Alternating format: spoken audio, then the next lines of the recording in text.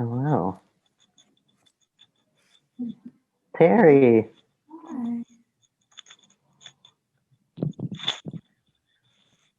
All right, everyone watching us in the future on Facebook. We are just getting set up. Hello, we will do our introduction shortly.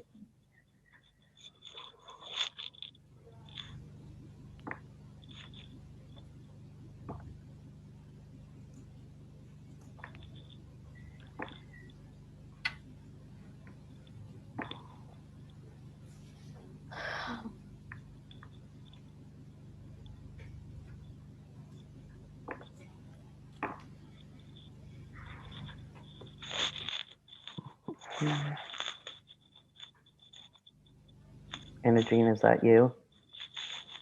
Yeah, my audio is not working on this. I mean, my camera's not working on this computer. No worries. I'm just gonna try to. Yep, it should be.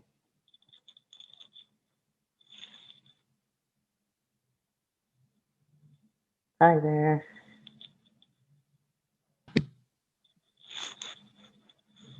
Hi there. How are you?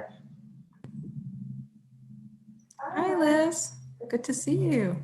Hi, Jewel. Nice to see you too. My name it's Liz here from John Howard Society Youth Services, and I introduce you to our new youth peer mentor, Julia Eagles, who just started today. Nice to see everybody. Great to meet you, Julia. Good to meet you as well.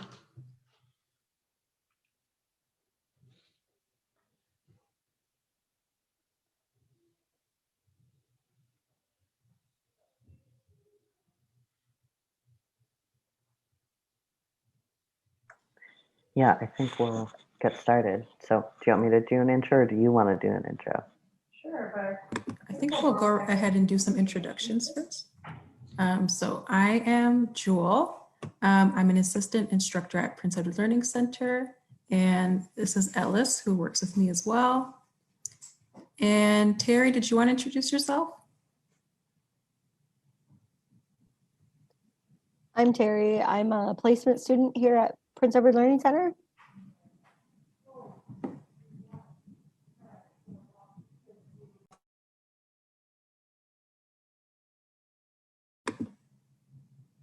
Did you want to go ahead, Anna Jean?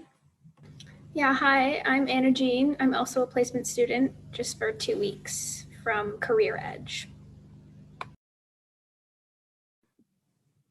Okay, so thank you everybody so much for being here. And anybody who's watching on the Facebook Live as well, thank you for watching, and anybody in the future. So we're just gonna, this is gonna be our last class. We've done 4 classes for Financial Literacy Month. So we talked about budgeting, we talked about credit, debt, and savings. And on Tuesday, we talked about spending thoughts and behavior. So kind of the way that our behavior for spending is influenced. And so today we're gonna talk about scams and fraud. And I see another person has come on. Hey, Nick, Hi. how are you? Not too bad. Good, thank you for being here. Okay, so before we jump in, we're just going to go over our community guidelines as we do each time. So the first one is to be respectful and non-judgmental. So everybody may have different opinions, and we all also may have different financial circumstances. So whatever that we are choosing to share, let's also try to be respectful and non-judgmental of other people's opinions and what they share. Also letting other people share their own stories. So this is on Facebook Live, so it is public, but people might share personal stories, and we want to make sure that we are letting them share their own stories. They're the best person to tell it. Also, you can use the chat or hand up function if you want to get our attention. Of course, you can also unmute yourself and say that you want to ask a question or make a comment as well. And we'll be monitoring the comments on Facebook Live. So if you are watching through that and you want to leave a comment, go ahead and we'll get to that question too. And then also be conscious of how much time you're taking up. So this is the most amount of people we've had so far, which is really exciting. So just remembering that we want to give everybody a chance to share. Okay, so we can get started. I'm going to share my screen and start the presentation. While I'm doing that, is there anything else you want to mention, Alice?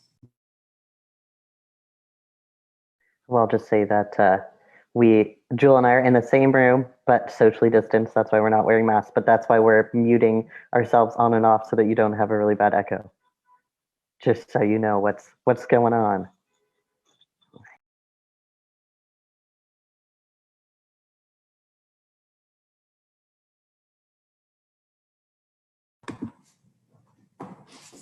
Okay, so here we go.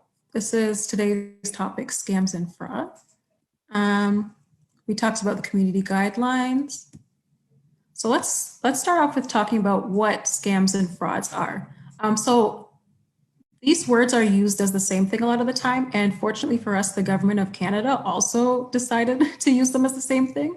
So I'll just read the definition for one and then can talk about it a bit. So scams and frauds are schemes or deceptions designed to secure unfair or unlawful gain or to damage another person. They are crimes.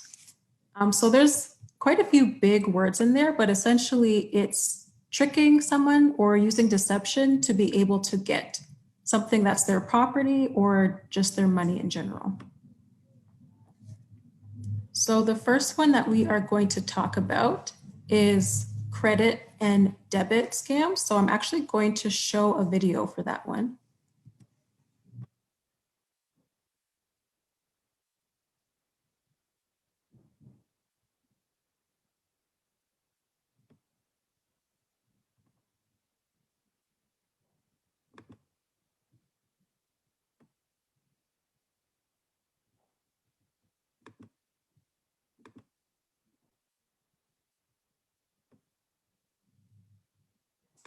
I'm just going to pause. Can everybody hear that video okay?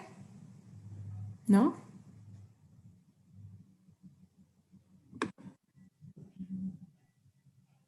I cannot hear it.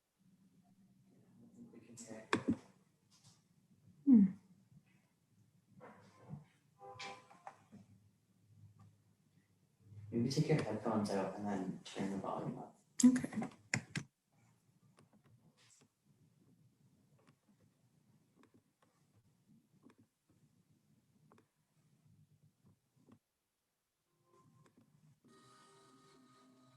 Credit card and debit card fraud is an unfortunate reality that can range from an inconvenience to a harmful and costly incident. In fact, each year some 15 million Canadians are targeted by fraud. In 2009, card holders and card issuers lost more than $600 million to illegal schemes. Anyone can become a target.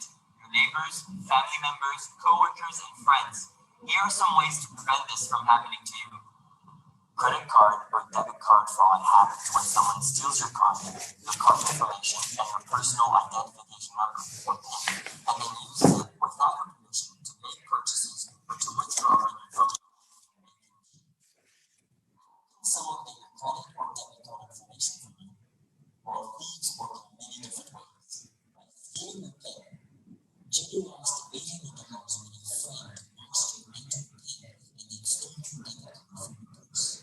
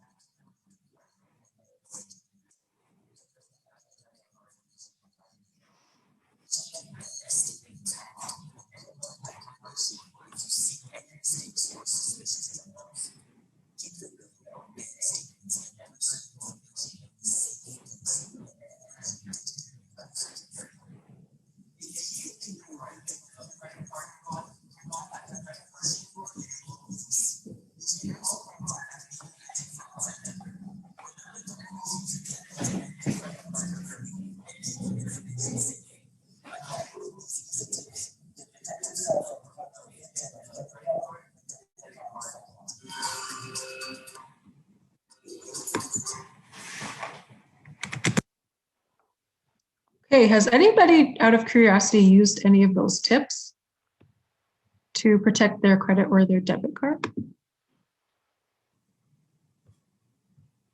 I usually go two-stage authentication, then I change the password periodically. That's good. That's something I probably should try as I don't really change my passwords. That's a good idea. And I'll also mention that they said to report it to the Anti-Fraud Center, and that's not because the fraud center is necessarily going to help you, but it's to report it so they know what's going on. So that the more information they have is the less that they can do overall to warn people about scams.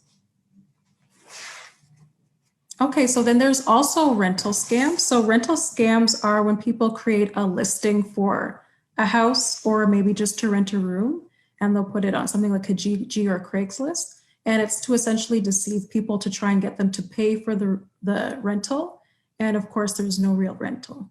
So there's a couple of good warning signs that we can think about. And of course, these are all warning signs. So you might experience a few of them, but you have to put them together and think about it before you can tell if it's actually a scam.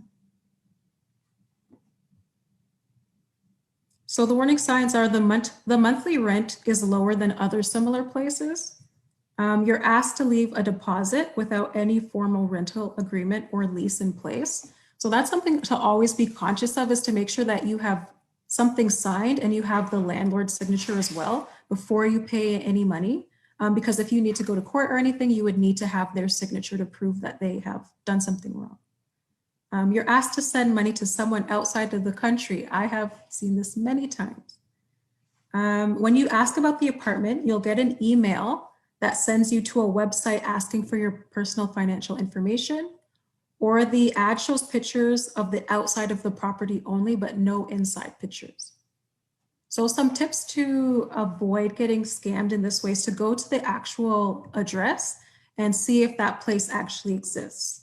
If you can't go in person, you can sometimes check the internet to see if if you look up the address and you find the same place that they are telling you about in that.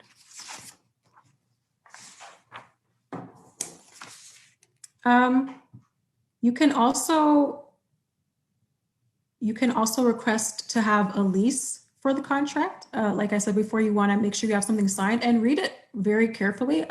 I have had to do this as well. Sometimes there's stuff in there that you're not aware of that can basically allow certain things. So you want to make sure you read it. And also be sure to know your rights as a tenant. So you can go to the landlord and tenant board. Sometimes they have auspices you can drop in and figure out what your rights are so you know what's legal and what's not legal. Okay, I'm going to pass it over to Ellis. Does anybody have questions or comments about that before I move on?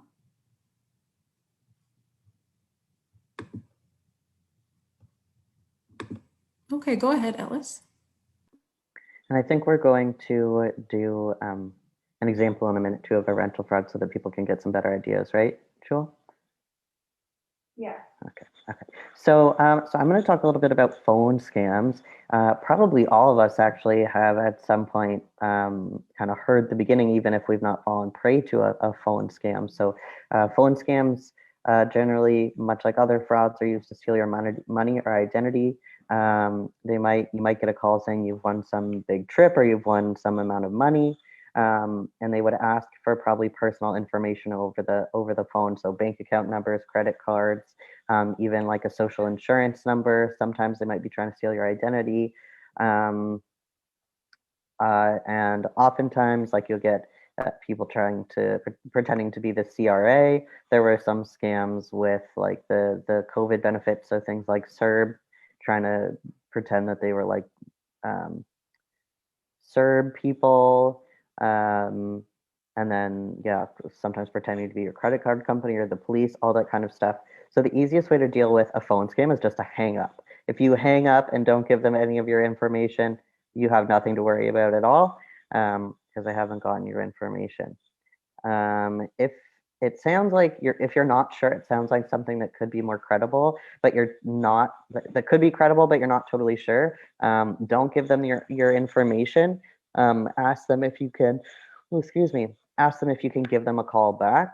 ask them if you can kind of look them up and give them a call back. If it's a scammer, they're just immediately going to hang up when you ask to do that. They're not going to. They know you'll figure it out. If you get the chance to do some research, you can always ask for the name of the business and their contact information, and then go away and do some research about the business, make sure it's legit, and then give them a call back. If they're pretending to be have some kind of affiliation with the government of Canada, like the CRA, they never ask for any sort of payment by phone, the CRA. So we have a whole list of things the CRA will and will not ask you for over phone, and I think over email as well. Is that correct, Joel?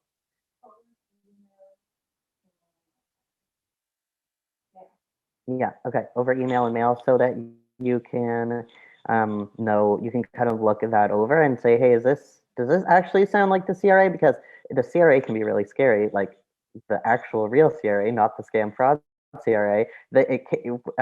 People tend to get really nervous. Like I know I get really nervous if I am contacted by them. So, but also the CRA, like they basically don't call. Like they pretty much won't call you. They'll send you an email or send you something by mail, but the CRA basically doesn't call. You have to call them. So that's another kind of tip. So if you have some kind of ongoing like immigration application or some kind of ongoing process with some part of the Canadian government, they might give you a call. But again, they'll usually send you an email or mail so that you're expecting that call. Excuse me. And they usually won't ask for, unless it's a situation, again, that you previously know about or a call that you make yourself, they won't be asking you for personal information. Yeah.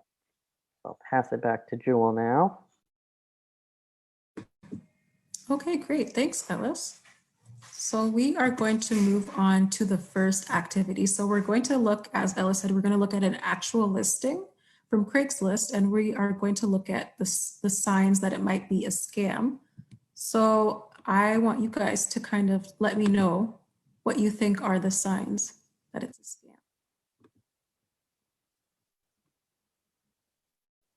Can everybody see that okay? So I'm going to read it. This is a fake landlord speaking to somebody who's interested. So thanks for showing interest and sorry for the late response.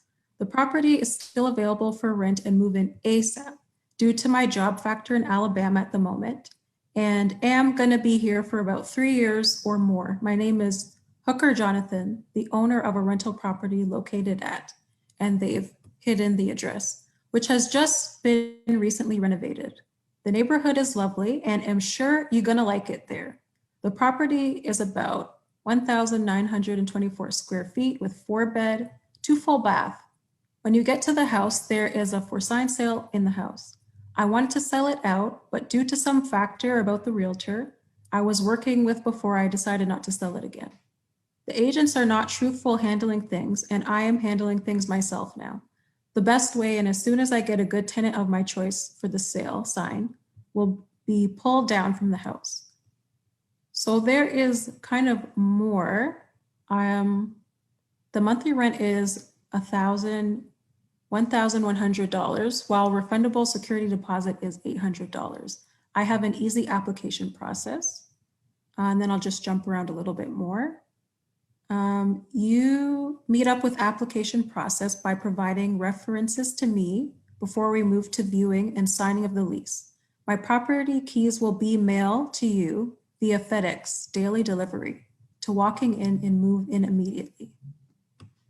So that was a lot of information there, but does anybody have ideas of what about this immediately makes you think that it could be a scam? The part where they're not including the what you want to call it? Not the realtors. Is it realtors? Yeah, it said he wasn't going to work with the realtors because the agents weren't truthful, so they're handling it themselves. I didn't even think they were considered realtors under renting circumstances. I thought that was something different. Yeah, for selling the house. for an actual sale of the house.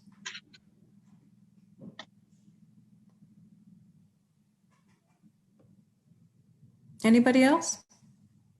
I'll just say one thing is that spelling is usually an indicator. I mean, we can all make spelling mistakes, but if there's quite a few spelling mistakes in ads like these, sometimes that's a good indicator that it might be a scam.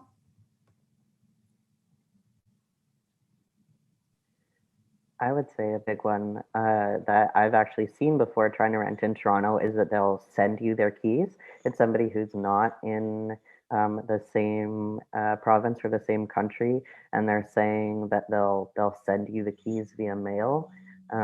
That's definitely that makes my alarms go off for sure, because I've seen that in fraud like rental scams before a lot.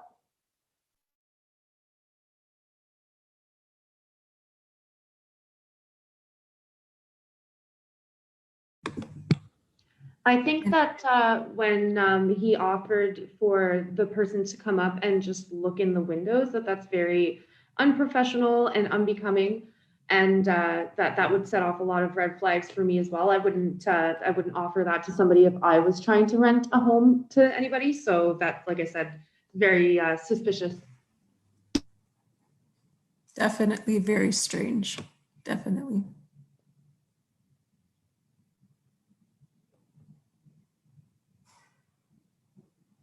Anybody else?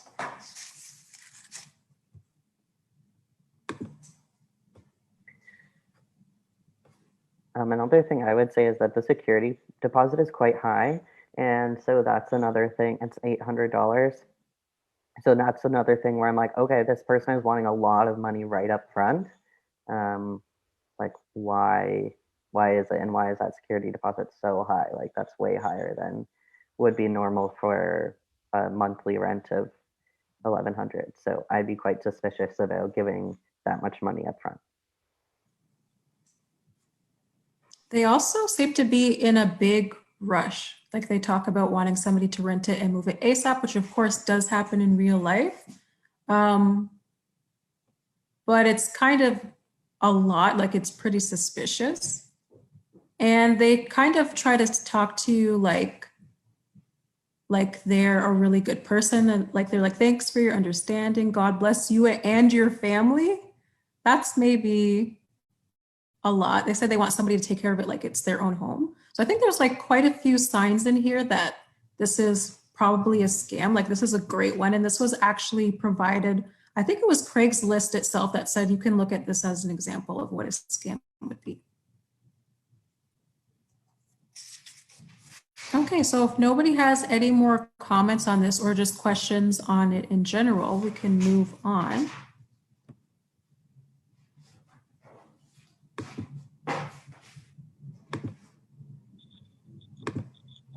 So I'll pass it over to Elle. I'd like to point some stuff out at the end. Oh, sure, for sure. In general, Nick, or about the activity? About particular scams. It's kind of racy stuff, but it is like stuff that could potentially help a lot of young women stay out of trouble. Okay. Well, sounds good. Maybe we'll talk about that at the end, okay? Perfect. Okay, so I'm going to talk a bit about email scams. Email scams are pretty common. I feel like if you have an email, you've probably gotten a couple emails trying to scam you. So they're emails that are supposed to look like they're from legitimate companies or from the government. They might ask for personal information, like your credit card information, personal passwords, date of birth, SIN number, all that kind of stuff. They might provide links to a fake website, or they might provide a link that if you click it, it's going to give your computer some kind of a virus. So that's kind of the big, one of the big dangers with email frauds is that you might not catch it's a fraud right away, and then you click on a link, and that link then puts some software on your computer that's going to try to steal your information. There are a couple of warning signs that something might be, that an email might be a fraud. So the email is sent from a private address or a free webmail address. So If, for example, it says it's from the government, but the email address isn't a Government of Canada email account, it's like a Yahoo or a Gmail or a Hotmail, that's a pretty telltale sign that that is not actually from the government. And same thing with the business. If it says it's from a business or company, but the email address is not affiliated with that business or company, it's just like an email address anyone can have. That's another way to tell. Excuse me. There is another tip is the email might use a standard greeting such as "Dear customer" instead of your name. So sometimes, like, it depends on sometimes the Government of Canada would send something that said like "Dear client," like a general email. But if it's an email that's like quite specific to you, like it's theoretically saying stuff about your specific situation and it doesn't address you by name, it's pretty unlikely that that's like from the government or from a specific company. The sender asks for personal information. They want you to send it via email. That's again something that the Government of Canada won't do. You didn't expect the email, so it's not related to some kind of application or taxes or something you already have going on with the government or with a company. And the message is an image instead of text. So it might look like an email, but if you click on it, you might not be able to, it might be an actual image instead of a text email. So those are some warning signs that this email might be a scam. So a big tip is to just be really careful if it's an email that you don't recognize, that you don't recognize and you don't expect, especially if it's saying it's from the government and either they're asking for your personal information or they're trying to get you to click on a link. Like there's some reason you need to click on a link. Don't click on unfamiliar links. If you're not sure, if there's a possibility it's not real, definitely don't click on the link. You can go away and do some research. Usually if it's a Government of Canada email, it's in a type of email that has been sent out to multiple people. So usually you can kind of even look up like the subject line of the email in Google, and you should be able to find whether that email is kind of legit or not. But definitely, if you think something's sketchy, definitely don't click on the link. All right, I will pass it back to Jewel now. Great, thanks for that, Ellis. So we're going to talk about online dating scams. So you may be familiar with the term catfishing, which is pretending to be someone you're not in order to have romantic relationships with other people. So this can be something that happens to anybody, and it can also be pretty hurtful. It can even be scary to think that you were speaking to somebody who's not who they said they were. And so because it's an online dating scam, it involves romance, and this involves your feelings. So you're more vulnerable than even with a normal type of scam, because you're trying to think kind of with your heart too, and not just with your head. So there's a couple of pretty good warning signs. So one thing is that they're unbelievably attractive. Now, it's not to say that nobody who's very attractive would be interested in you, but sometimes it's something to put together with other warning signs and think about, okay, wow, this person's looks like a superstar. Why are they just kind of on this normal dating site? They also match your personality and interests perfectly. So they start saying, oh my gosh, I like that thing that you like too. I like all the same foods as you. They just try to match you perfectly. If you check out their other social media, they can often have just pictures of them by themselves and not pictures with a lot of friends or other people. And that's because it's a fake account. So they don't want to show their real friends and other people in their life. They may want to get serious quickly. So instead of taking time to get to know you, they might want to push things and say after a couple of conversations, wow, I think I'm ready to marry you. They don't want to use cameras. So oftentimes people will say, well, let's go on Skype or let's have a video call. I want to see you. And they're often hesitant to do that, especially if they're making themselves look very different from real life. They might say that they live very far away And of course, that could be true, but if it's a scammer, that could be just to make it more difficult for you to see them.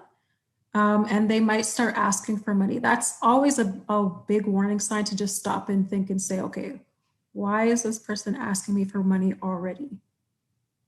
They might have a very dramatic life story, like something in a movie, and that's to kind of pull you into their life, into their story, and to make you like very interested in them.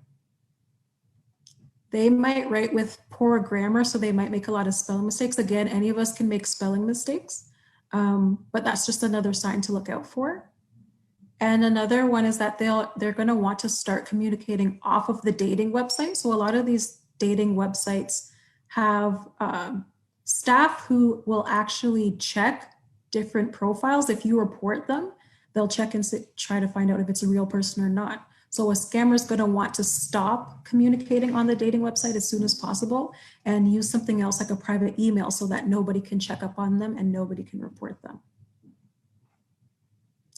So a big thing to think about here is emotion. So we are all searching for emotional connection, and this is something that can make any one of us vulnerable to a dating scam. When we care about somebody and we think that they care about us, we might start to make exceptions for them, even if their behaviors is strange. So our emotions might cause us to overlook warning signs and red flags.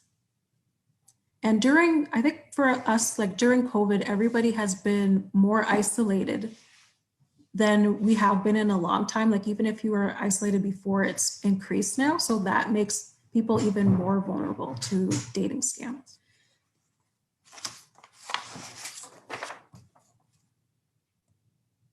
Does anybody have, before I move on, does anybody have questions or comments about that?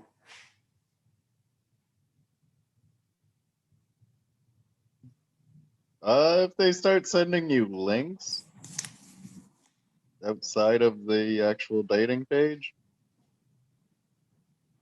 That could be good. If they start sending you strange links, you might wonder. I would definitely ask them, if you don't know what they're sending you, I definitely ask them, like, what is this link for? Where is it going? And oh no, just, pardon?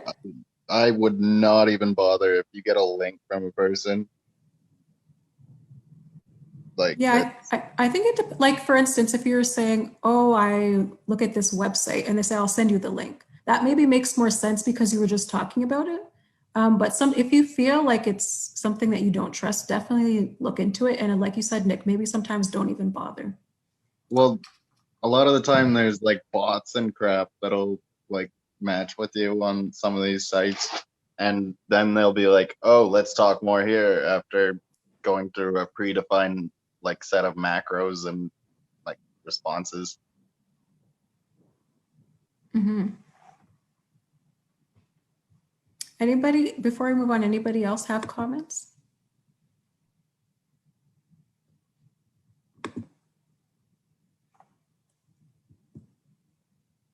Okay, so we are actually going to go through this because I think we have enough time. So as Ellis was mentioning, there are plenty of CRA scams, and just communicating with the CRA in general can be something that's worrisome.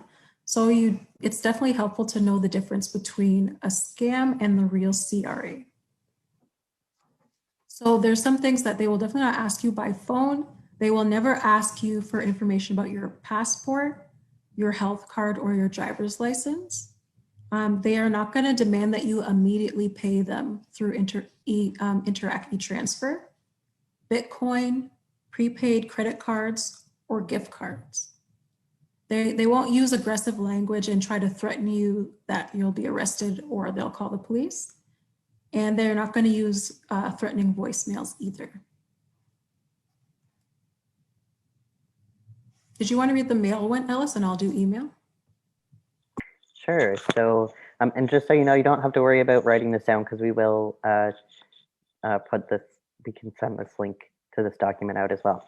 All right. So by mail, the CRA will never set up a meeting with you in a public place to take a payment. They'll never demand immediate payment by Interac e-Transfer, Bitcoin, prepaid credit cards, or gift cards. And they will never threaten you with arrest or a prison sentence. Okay, and then by email, they're not going to ask for your personal financial information or ask you to click on a link. Nick was talking about clicking on a link, that's a big thing. They won't email you a link or ask you to fill out an online form with personal or financial details. They're not going to send you a link to access your refund. And they're not going to demand you to pay immediately like Interact. E-transfer, Bitcoin, prepaid cards, or gift cards, just like with the other one. And again, they're not going to threaten you with arrest or a prison sentence. And that's kind of a key thing that's in all of these, is that they're not going to threaten you, which it's very unfortunate that people are feeling pressured when they're being scammed.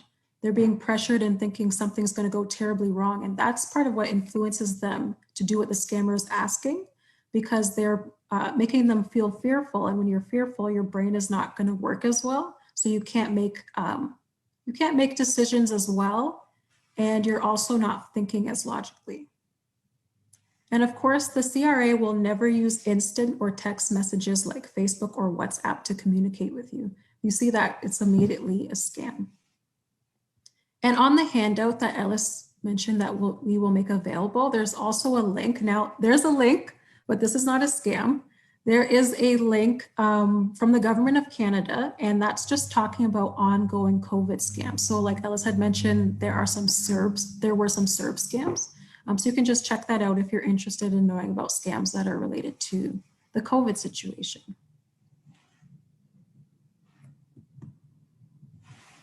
Okay, so what can happen if you are charged for fraud? We've talked a lot about not being victimized by fraud, but I think it's important to recognize that some of us may have had a crime done to us, but we also commit crimes too. And so it's important to think from this part of the perspective as well. If I'm committing fraud, what might happen to me? So if in terms of the legal outcome, the sentence that you get, it's dependent on a lot of types of things. So the lawyer that you have, the judge that happens to be presiding, and even your life circumstances. Why was it that you committed the fraud? But just in general, for fraud under 5,000, that's considered a summary offense, especially if it's your first time. So a summary offense means it's a less serious type of offense, and you might not even need to go to court for that. Your attorney might just handle that for you, and you can have a fine of $2,000 and potentially six months of incarceration. If it's fraud over 5,000, that's considered an indictable offense, which means it's more serious. You will definitely need to go to court with a jury and a prosecutor, and a prosecutor is just the lawyer that's going to argue that you are guilty. And the maximum sentence is actually 14 years in prison. Again, you may not get the maximum sentence, but that's the largest amount that a judge can give you. Any questions on that or comments on that?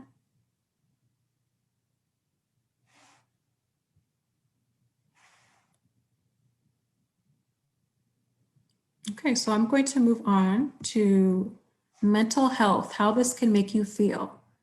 So I see you laughing at the visuals, Ellis. There are many different emotions and reactions that we can have, and we can kind of have a lot of them all at the same time.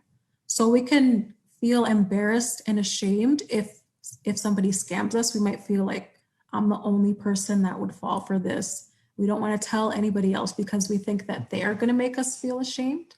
Definitely can feel stressed, especially if you lost a possession that's important or a lot of money. That can have a big impact on your life and create a lot of stress. Anger, that somebody would trick you in this way, especially if you trusted them. I think that's definitely relevant as well to the dating scams. Like if you trusted somebody and you started opening your heart, that could make you very angry. As well as betrayal. So research actually shows that in general, people who scam us already know us. And that's not to say that everybody you know is going to scam you. It's just that if they know you, it's easier for them to scam you. And then also worry and paranoia. So if you are scammed once, you might be thinking, well, when's the next time it's going to happen? You're going to be cautious that it's going to happen to you again, and that can affect you in many ways. It could affect your sleep. It could affect how trusting you are in future relationships. So yeah, we can feel different emotions at the same time. You can feel angry that it happened and want to tell people, but then also feel ashamed and not tell people. And then scamming people also comes with its own effect. So for instance, if I am scamming Ellis, I might start to become suspicious that somebody else is going to scam me, and then I'm stressed and paranoid all the time. So there's definitely reasons, there's definitely like a lot of mental health effects for somebody who has been scammed, but also the person who is doing the scamming. Does anybody have an experience with this, either being scammed or scamming, and want to share the emotions that they felt? Does anybody feel comfortable with that?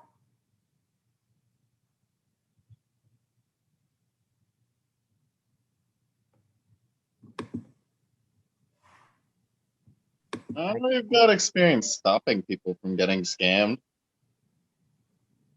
Stopping people. Is that what you said, Nick? You have stopped people from getting scammed? Yeah. Oh, that's interesting. That's cool. That's good. How did that make you feel? Relieved that they didn't give in to the scam. A bit Definitely. disappointed that the person was dumb as bricks and almost fell for it. So I think that's one of the things that people feel is they feel like embarrassed because they feel dumb. But what I want to make a point of is that it can happen to any of us. Like, it's very easy for us to get scammed, and we can be vulnerable to scams for different reasons. It could be something as much as you have been working very hard for weeks and your brain just isn't functioning as well as if you had gotten enough rest and you weren't being worked too much. And so you don't notice some of the red flags. You could have, lost somebody in your life recently.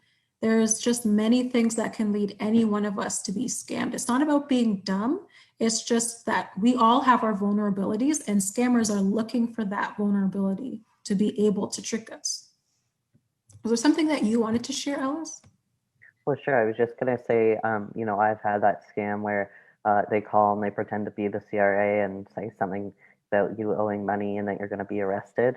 And the first time I heard that scam, like I figured out it was a scam before acting on it. But at first I was like really freaked out. Like, I was terrified. I was like, oh my God, like I thought I did my taxes fine and, paid what I owed and everything. But like, oh my gosh, I don't want to be arrested. Like, that's scary. Like, and so I think,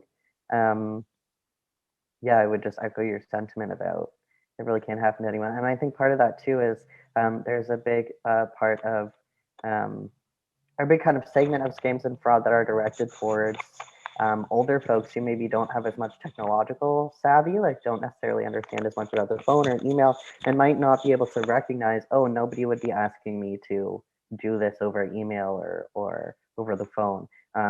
So that's a big thing too, is that scammers will target people who maybe are less likely to recognize those things. So I know, like, people doing credit card scams, trying to get you to give them personal information, that way will sometimes target people that are like in their late teens, early 20s, because they know that those folks don't know that much about credit cards, don't know that much about banking, so might not might be more vulnerable. So I would just echo what Joel was saying about it not being, but anybody not being smart, but just that scammers have gotten really good at, I mean, it's their job sometimes, so they've gotten really good at figuring out how to kind of best target you.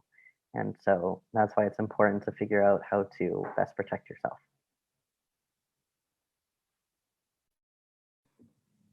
Definitely. Thanks for that, Ellis. So if nobody else has any more questions or comments, we're going to move on to the last activity. So we are going to do an activity with dating scams, and we are going to go through them, and I want you all to tell me which one you think is a scam and which one is not. So I'm going to go to that page.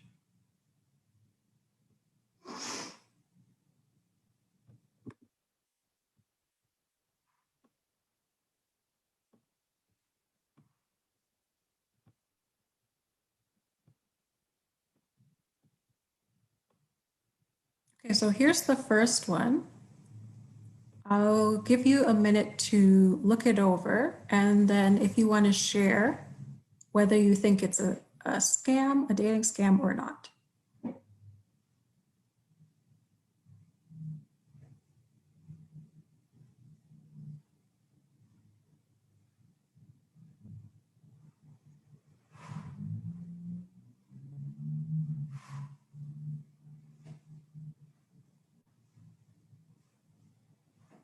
Okay, has everybody had a chance to look it over? Does anybody have an opinion?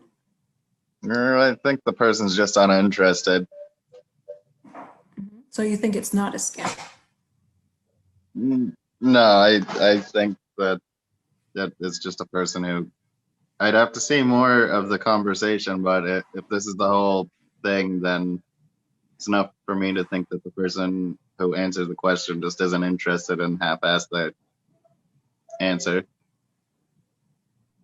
Okay, cool. Before I give the answer, does anybody else have an opinion? Maybe a different opinion?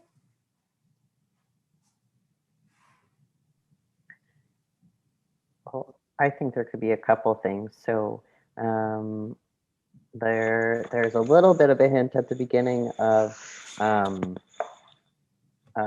like saying that of the person, the blue type person, saying that they also like wasabi, like what a coincidence.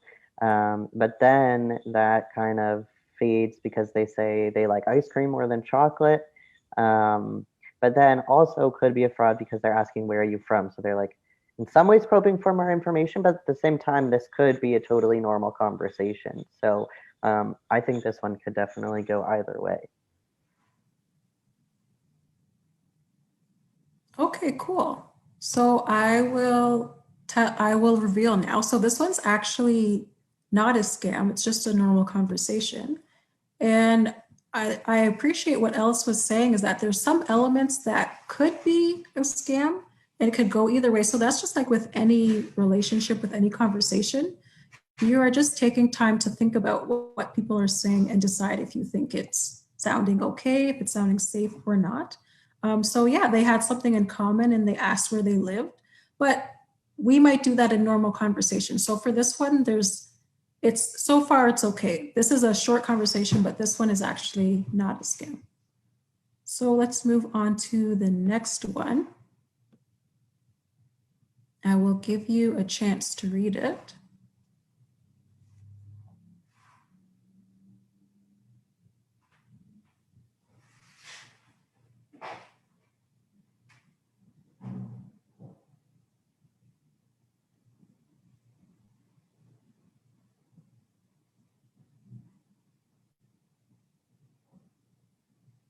Okay, what do people think?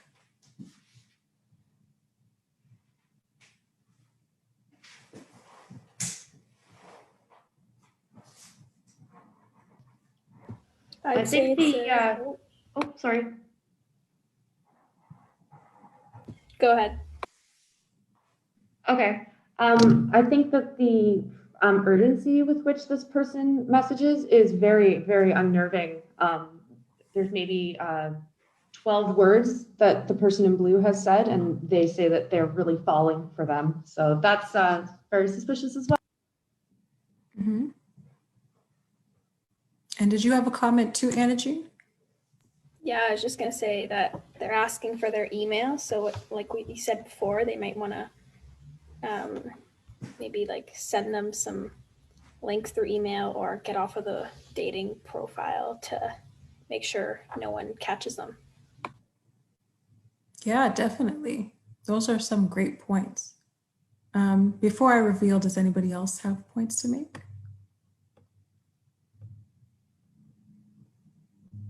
I don't know, either the person's trying to fish for info or they're clingy.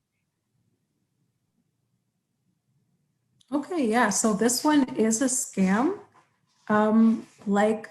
Like you had already mentioned, some of you had mentioned, there's a lot of urgency, which is concerning, and they also ask to speak off of the website. So that means if they're being reported, they can't be reported.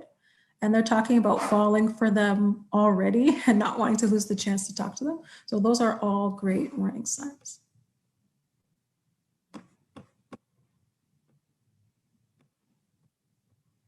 Okay, let's take a look at this one. You're gonna have to read part of it and then I'll scroll down.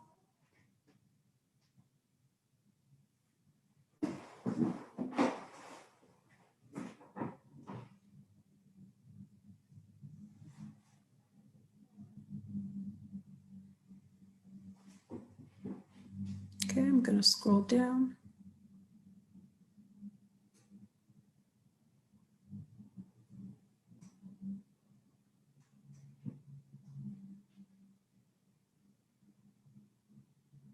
Okay, what do we think?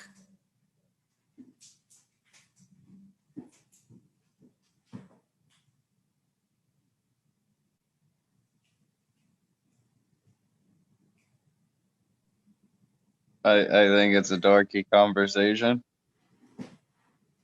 Think it's a dorky conversation? Yeah. I don't think so. I think, well, I can't really say too much about what I think, but I don't know if it's dorky. Anybody else before I reveal? Does anybody see anything they think is a warning sign?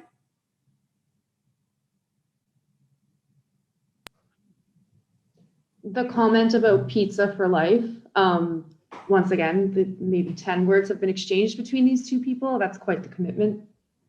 Mm-hmm.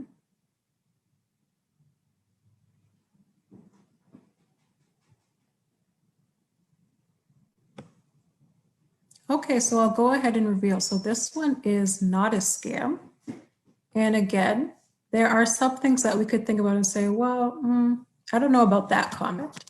But that would just be something that you would continue speaking with the person and kind of see if you see any more warning signs after that. But so far, I mean, they're having a kind of a funny conversation about different food and stuff like that. So this one is actually okay.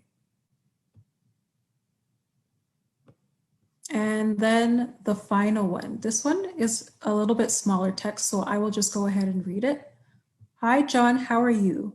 I'm caring. I love to make laugh. I'm kind and affection.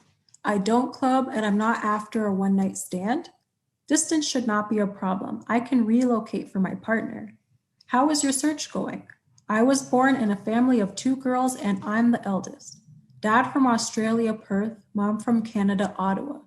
I lost my dad in my very early of childhood age when I was 12 years old before my mom took us down to Canada. On getting there, mom got married to a Canadian, so my dad, younger brother, took I and my sister down to United Kingdom to complete our study. I'm very busy now, so I can be able to chat on here. You can contact me on my private email address.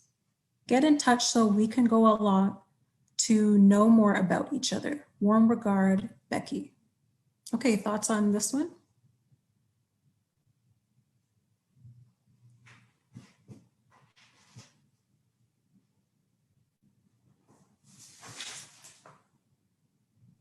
I never email people.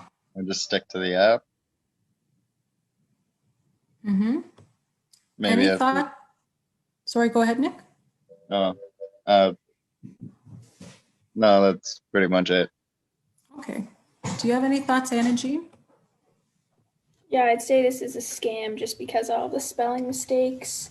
And she's telling a big, long story about her life and probably wants the other person to feel badly, maybe. Mm-hmm. That's a good point. So yes, definitely this one is a scam. As you mentioned, there is some trying to talk off of the actual website and use personal email.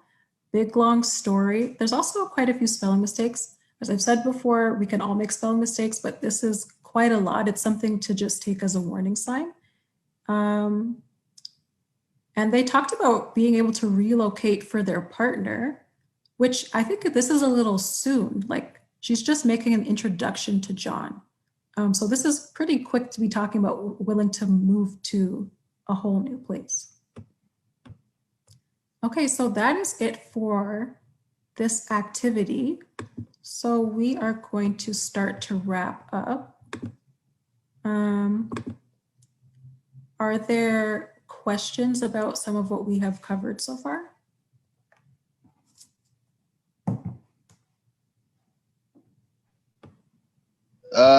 No, but I would like to point out that there are other methods than, okay, so I had this friend a while back, and they got a person asking to be a sugar mama. She was asked by the person to go pick up an Amazon card, basically, and to take a screenshot with the receipt. Okay, how this would work is you'd buy the Amazon card, and then you'd basically be showing them a code, and they'd get the free funds from it. I see. Yeah, that's definitely a different type. And I think that's a good point, Nick. Like we talked about some specific types, but there's actually tons of creative ways to scam people. So it's not just the types we talked about. There's a lot of tons of stuff. So thanks for bringing that up. Did you have any final comments, Ellis? Yeah, I would say just like if you're ever feeling suspicious about something, any kind of a communication that you receive, it's always good to kind of research it or at least just show it to another person. Like I find that like in that moment where I was panicking because I thought the CRA had called me and told me they were going to arrest me because something was happening with my taxes, I just like told a friend and I was like, have you like heard of this? Is this like real? And my friend was like, oh no, like that's a scam. I've heard of that scam. And then I was like, oh, okay, phew. And then I knew it was a scam and I didn't have to worry about it. And I just hung up the phone and everything. But it's always good to just show it to another pair of eyes. And really, if you don't know who's contacting you, why they're contacting you, where it's coming from, even if it's like the government or says it's your doctor or something like that, if you're not expecting it, just definitely be suspicious and be wary. And if you get a strange email, don't click links. That's a big one for sure. But I don't think I have anything else. You want to just close us out, Jewel? Yeah, sure. So thank you everybody so much for joining us. I hope that this information was helpful and interesting. So yes, this is our final financial literacy month class. So it's very exciting that we were able to do this, and we're very thankful to the Picton Library for letting us use their space. That's been great to have a nice quiet space to be able to do this. So yes, thank you so much for being here. And if you want to get in contact with us to ask any types of questions or financial support, you can actually email Ellis. I'm just going to let you give your information, Ellis. Yes. My email is ellis, ELLIS, @pelc.ca. Or you can call 613-476-1811 and use extension 1 or 4. And we can try to, if you have any kind of financial questions or challenges, we can try to get you the help you need. Okay, I hope everybody has a great afternoon and take care. Thanks, guys. Bye. Thank you.